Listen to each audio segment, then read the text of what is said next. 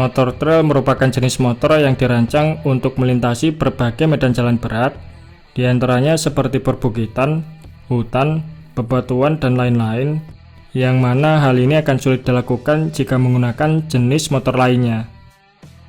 Meski kebutuhan akan motor trail mungkin tidak sebesar segmen motor lain, namun keberadaan motor trail tentunya cukuplah penting, terutama bagi pengendara yang membutuhkan alat transportasi handal untuk melewati berbagai medan off-road. Di Indonesia sendiri, motor trail mulai populer di era tahun 70-80-an, dan kala itu kondisi jalanan di Indonesia masih banyak yang belum tersentuh aspal, sehingga motor-motor trail ini menjadi kendaraan yang cocok dengan kondisi jalanan pada waktu itu. Di sisi lain, populernya motor trail saat itu juga dipengaruhi oleh beberapa film layar lebar yang menggunakan properti motor trail sebagai kendaraan dari tokoh utamanya, misalnya seperti film Ali Topan, film Camellia yang dibintangi Haji Rhoma Irama, ataupun film Sama Gilanya yang dibintangi oleh Haji Benyamin Sueb. Alhasil, karena motor trail ini cukup diminati, beberapa pabrikan roda 2, khususnya pabrikan Jepang, mencoba peruntungannya dengan menghadirkan beberapa produk motor trail mereka di Indonesia. Kira-kira trail apa sajakah itu? Nah, berikut ini kita akan bahas beberapa motor trail klasik yang sempat beredar di Indonesia pada era tahun 70-an sampai tahun 80-an.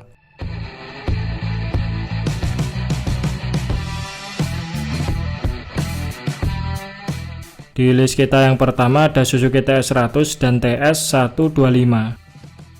TS100 merupakan trail pertama Suzuki yang diboyong ke Indonesia pada tahun 1973.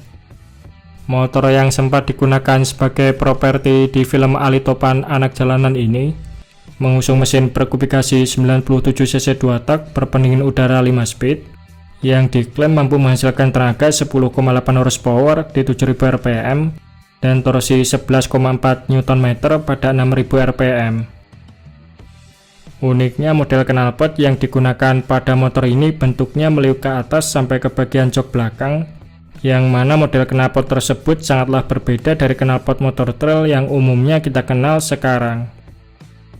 Model Suzuki TS100 pertama ini kemudian dilanjutkan oleh TS100C yang dirilis pada tahun 1976.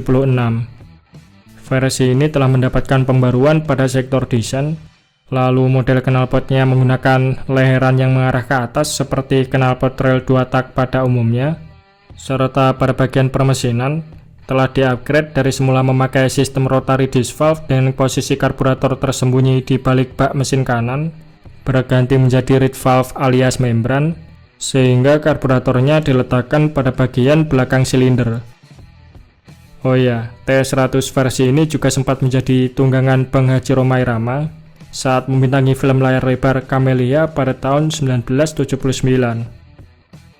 Selain TS100, Suzuki juga menghadirkan TS125 di Indonesia pada pertengahan tahun 70-an, dan secara fisik TS125 ini mempunyai tampilan mirip TS100, hanya saja kubikasi mesinnya lebih besar yaitu 123cc dengan transmisi 6 percepatan yang diklaim mampu menghasilkan tenaga 14 horsepower di 8000 rpm serta torsi puncak 12,7 Nm pada 7000 rpm.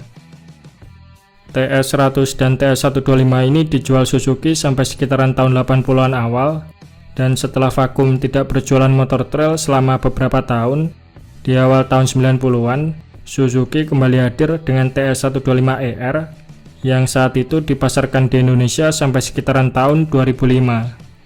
Namun sayangnya pasca TS125ER discontinue, sampai sekarang Suzuki tidak berminat lagi menjual produk trail mereka di Indonesia.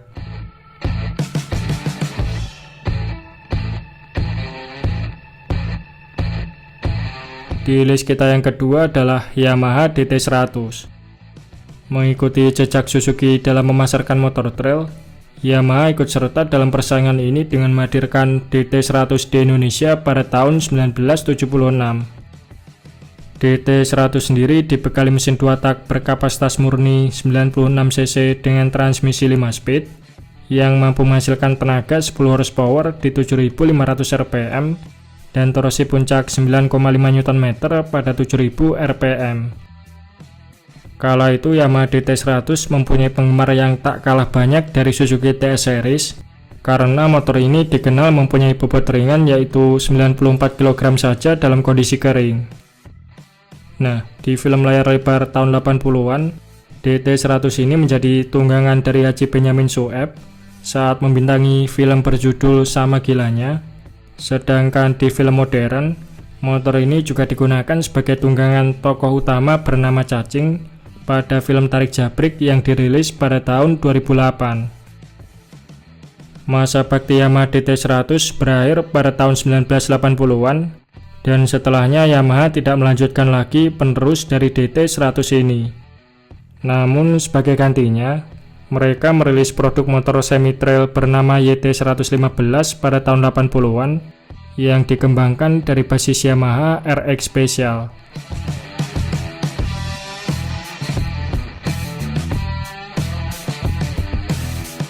Berikutnya adalah Honda Excel 125. Leluhur dari Honda CRF 150 ini diboyong ke Indonesia pada tahun 1978, namun bukan untuk dijual secara luas, akan tetapi diperuntukkan sebagai kendaraan operasional untuk mendukung proyek AID atau bantuan kerjasama pemerintah Amerika dengan pemerintah Indonesia. Bersumber dari foto surat keterangan bea cukai, Excel 125 yang masuk ke Indonesia ini merupakan rakitan tahun 1977 dan didatangkan melalui Pelabuhan Tanjung Priok dengan jumlah sebanyak 736 unit saja.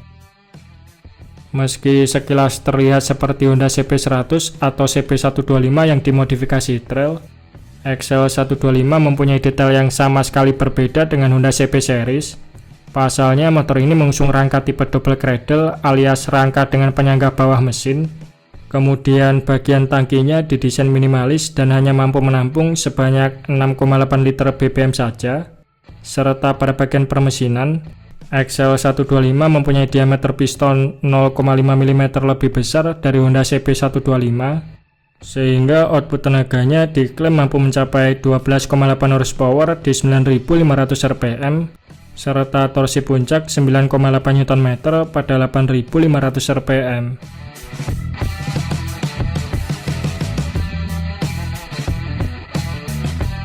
Di list kita yang terakhir adalah Kawasaki Binter KE 125.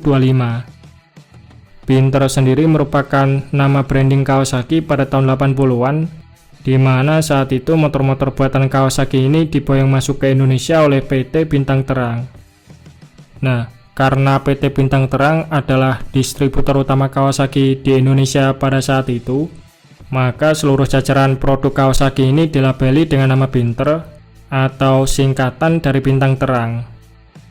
Selain menjual motor untuk jalan raya, Binter juga menghadirkan KE125 sebagai motor di segmen garuk tanah, dan bisa dikatakan motor ini adalah mbahnya Kawasaki KLX di Indonesia.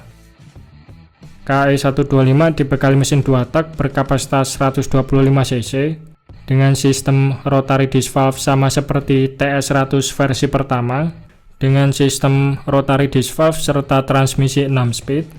Mesin ini mampu menghasilkan tenaga maksimal sampai 13 horsepower di 6.500 rpm dengan torsi 13,7 Nm pada 6.000 rpm. Sayangnya eksistensi Kawasaki Binter ini tidak bertahan lama karena sang owner Edi Tansil menjadi tersangka kasus korupsi penggelapan uang negara, sehingga Kawasaki Binter akhirnya harus bubar pada tahun 1985.